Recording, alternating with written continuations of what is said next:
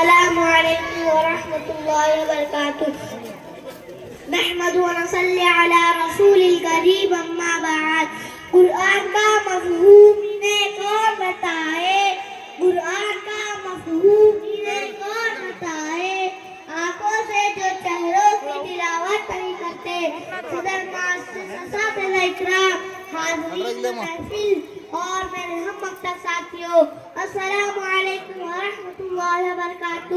آج جس عظیم الشان موضوع پر مجھے لب کشائی کرنے کا اعزاز مل رہا ہے وہ ہے عظمت قرآن سورۃ الحشر میں اللہ رحمان فرماتا ہے اگر ہم اس قرآن کو کسی پہاڑ پر نازل کرتے تو آپ دیکھتے کہ وہ قوم پھیلائی سے ٹکڑے ٹکڑے ہو جاتا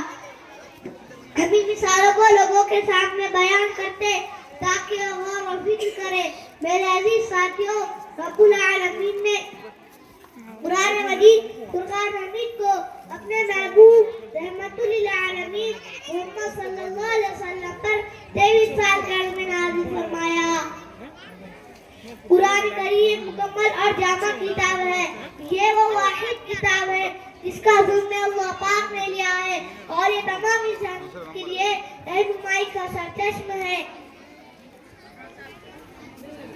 قرآن اللہ کا معجزہ ہے جس میں زندگی کے ہر ایک مسئلے کا حل موجود ہے جس کا اعتراف حدیث نائس اور غیر مسلم بھی بارہا کر چکے ہیں لیکن اس کی آیات میں ذرا برابر بھی فرق نہیں ہے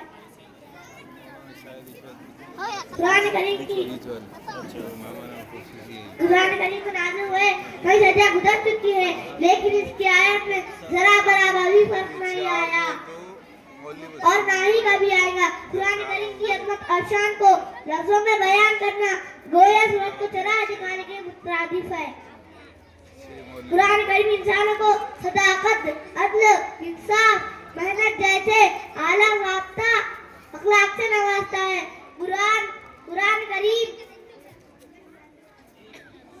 قرآن کریم انمول تحفہ ہے جو مرنے کے بعد بھی اس کو ہوتا رہے گا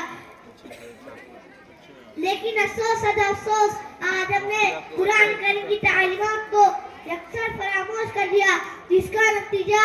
ناکامی کی صورت میں ہمارے سامنے ہے قرآن کریم ہمارے سامنے کائنات کا راز کرنا چاہتا ہے لیکن ہم صرف 10 نیکیوں سے زیادہ نیکی نہیں سوچنا چاہتے اتنا کہہ کر میں ابھی تقریر شیخ کا ختم کرنا چاہتا ہوں کتابوں میں جو افضل ہے اسے قرآن کہتے ہیں کتابوں میں جو افضل ہے اسے قرآن کہتے ہیں اسے جس نے اتارا اسے رحمان کہتے ہیں سدا لے اپنے سینے میں جو اس کے 30 پاروں کو